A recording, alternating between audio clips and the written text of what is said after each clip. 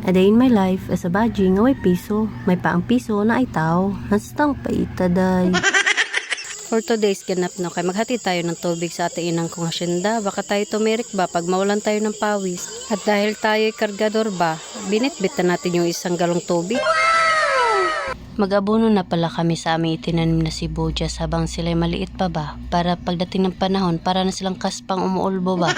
Padami ng padami, palaki ng palaki. Dahil isang hektaryang itinanim natin na sibuyas ba, ay, aabutin din tayo ng isang taon sa pag-aabono nito no.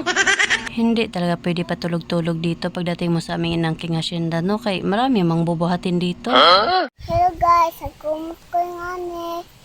Ay, wa ibato. Asan mo ibato? Sa kuan sa iro. Ogun sa pa? Og langgam. Mga kag langgam. Mm.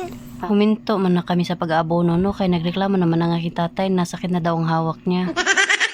Habang ako'y nanilhig ba, may kinakwento naman to pamangkin ko. Parang malaswang.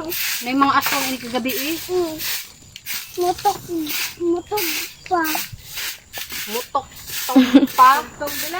Siyempre, dito sa pamilya namin, hindi talaga mawala na may singer, no? Pag magulo na ang mundo, ikaw ang payapa. Nigga, how Hitler? They don't understand the things I say on Twitter.